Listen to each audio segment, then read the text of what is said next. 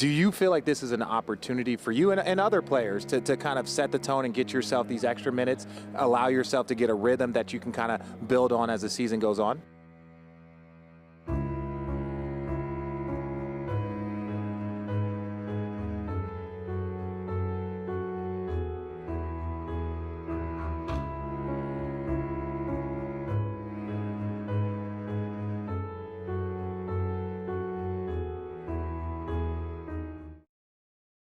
Time for a life lesson, boys and girls. Life lesson number 135, no matter who you are and what you do, the key to doing a good job in whatever you are doing is beating out the expectations that are placed on you. Yep, this idea of managing expectations only to slightly exceed them has saved the lives of non-inspired office job workers since the beginning of time. Or for my younger viewers who are still in school of some sort, think about this kind of like pulling in a B grade on a test when you're typically a C student in the class. Not only have you done your job, you've actually exceeded on what is expected of you. Your teacher gives you a round of applause and puts a "hey, good job" note on the test. But as easy as this plan sounds for future success, and as I like to tell the C students, you too can be president.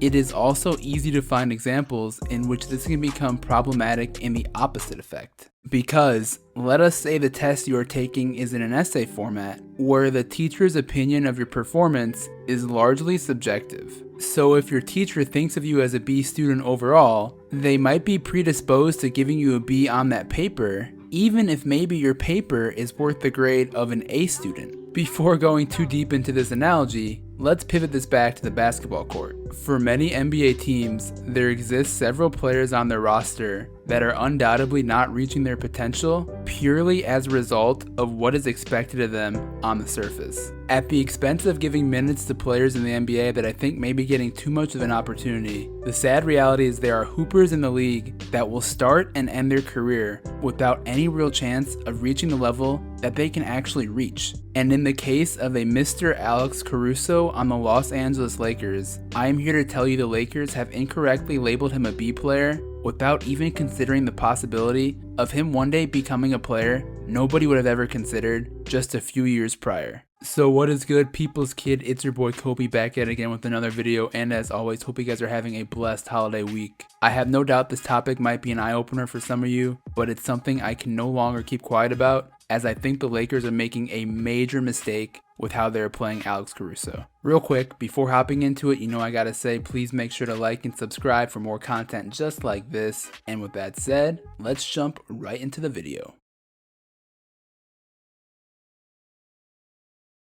Everyone loves a good underdog. From Brian Scalabrine to Jeremy Lin to Matthew Dellavedova, it is interesting to note how much we welcome the unexpected rise of NBA players when their time to shine arrives. Perhaps it is due to a psychological effect in which we are able to relate to them the most, but the popularity of these cult heroes often goes well beyond the worth of their true value on the court. Guys, come on, don't get me wrong. While I love Scalabrine, as a player who lacked legitimate athleticism to handle the size and strength of his opponents, his fanhood is truly more of a parody than anything else. With respect to Alex Caruso and whether or not he fits into this category, I need you to understand a major distinction is in order. Because even though Caruso never averaged more than 9 points a game in his 4-year career at Texas A&M and proceeded to go undrafted in the 2016 NBA draft, he has blossomed into a legitimate player over the course of 3 years due to incredible development on both sides of the ball. After signing to the Lakers in 2017 on a 2-way G League contract thanks to a great summer league performance, Caruso immediately went to work to prove his play was not a fluke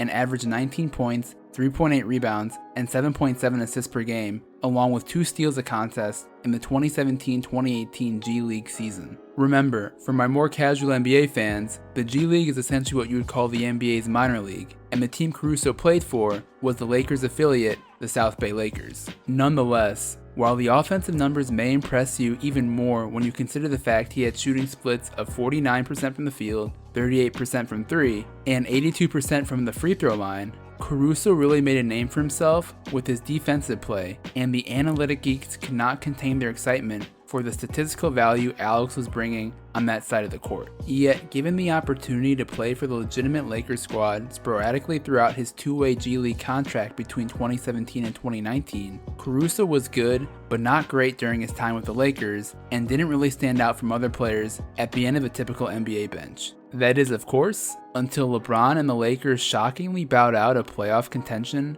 around March 2019. Because with only 18 minutes played the entire season before March 6, 2019, the Lakers coaching staff finally gave the bald eagle a chance to spread his wings that night, scoring 15 points, 6 rebounds, and 3 assists in 29 minutes against the Nuggets. And for the next month, Caruso put much needed life into a very fragile NBA career, averaging around 11 points, 3 rebounds, and 4 assists while becoming a fan favorite Laker fans couldn't get enough of. And with the Lakers re-signing him this past summer, Alex really has found a role on this Laker team thanks to his incredible defensive instincts and motor. But there's still one problem, because although it has been a good fit and the Lakers sit first in the Western Conference, it has become apparent to everyone who is watching the team that they are in need of another playmaker apart from LeBron and Anthony Davis. While there is so much discussion right now on who exactly LA needs to pick up, the truth is the third playmaker is already on this team, and his name is Alex Caruso. So without further ado, here are the 3 reasons why the Lakers are hiding the true potential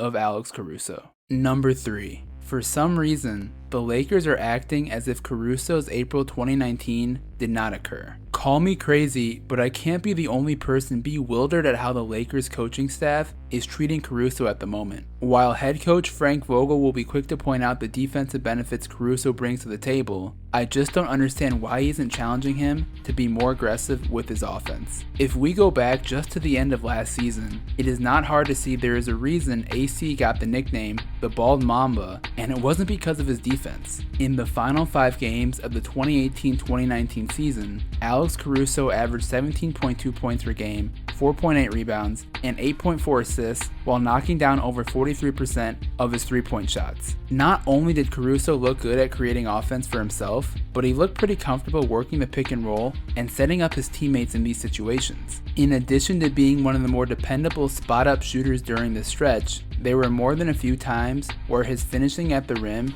showed both finesse and remarkable power. Now, guys, I'm fully aware the competition he faced was a bit less quality considering many starters across the league were either resting or shut down around that time, but it isn't rocket science to think Caruso could provide some of these same qualities to the Lakers right now. Bringing it back to this year, Alex just isn't being given a legit opportunity to be the same type of player he was last year, as his minutes while he's in primarily have been off the ball. And for the entire season so far, his season high in field goal attempts is only a paltry 11 shots. So with the Lakers in desperate need of offense, I am begging Frank Vogel to reevaluate some of his personnel decisions. Speaking of which, number 2, the indestructible career of Rajon Rondo. I apologize in advance for having to slander the name of a Hall of Famer like Rajon Rondo, but I am still waiting to understand just why exactly he's still getting so many valuable minutes in the Laker rotation, especially at the end of games. Because as a 33-year-old going on 34, he just simply isn't an NBA caliber starter, nor does he play with the same intensity he did when he was younger. Although his numbers on the surface don't look terrible, anybody watching the games can see he brings very little to the table when you consider moments where guys like LeBron, Kuzma, and Davis are playing alongside him. Honestly, what does Rondo do better than Caruso at this point? He's definitely not a better defender, he definitely isn't a better scorer, and he sure as hell is not a better shooter. Even if you wanted to make the case that Rondo still has him beat in the pick and roll, which by the way I certainly won't concede as Caruso has barely got a chance to run point guard so far this year, there is no excuse for Rondo to have a usage rate nearly double that of Caruso. What makes all of this playing time distribution even more flabbergasting is the fact that Caruso blows the water off of Rondo when you look at analytics and real plus minus measurement. Because where Caruso is sitting at 30th in the entire NBA in RPM at 2.89, Rajon Rondo is 102 spots below him at 132 at just 0.74.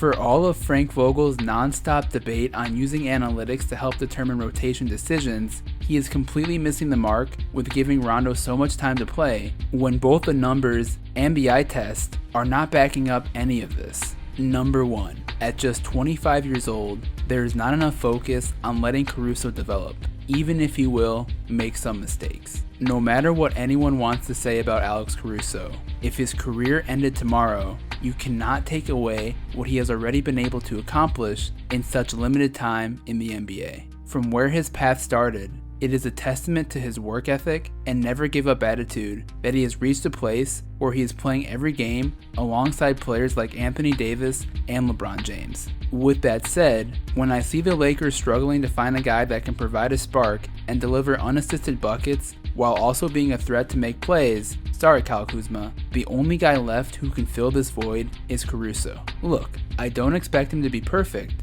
and I'm sure he'll have some bad moments here and there, but it is so obvious that he's able to contribute more than what he is currently contributing. It is just ridiculously frustrating seeing a guy who is being typecasted as a 3-and-D type of player not given a chance by his coaches to go out and make plays for a team that, by the way, once again, desperately needs someone to step up. Not to mention, given that he had a bit of a late start to his NBA career, here is a guy that can continue to develop into a player that the Lakers could see as a starting point guard one day. LeBron is one of the best ever with the ball in his hands, and I expect nothing to change there. But the reality is he can't be expected to deliver so much offense like he's doing right now for the Lakers. The man is just about to turn 35, and if he wants to stay fresh for the playoffs, the Lakers need to dial back his current workload. As the team is still in prime position to be a top seed in the West, why don't you consider a win-win situation in which the Laker coaching staff makes a conceded effort to give Caruso a shot to run point guard? Not only will this help LeBron and the entire team,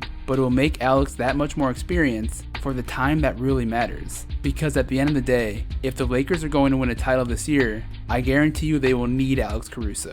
Not just for his defense, but for his ability to make plays on the offensive side of the ball. So for that, I just hope the Lakers stop hiding him and let the world know the bald eagle isn't just bald, he's a bald baller. Anyways guys, that's the video, hope you enjoyed. Yeah, kinda had to vent a bit here on my frustration with the Lakers and how they don't seem to want to give a chance to Alex Caruso. Let me know what you guys think. Do you agree Caruso needs more playing time? Also, is there anyone in the trade market the Lakers should consider getting? Comment your thoughts below.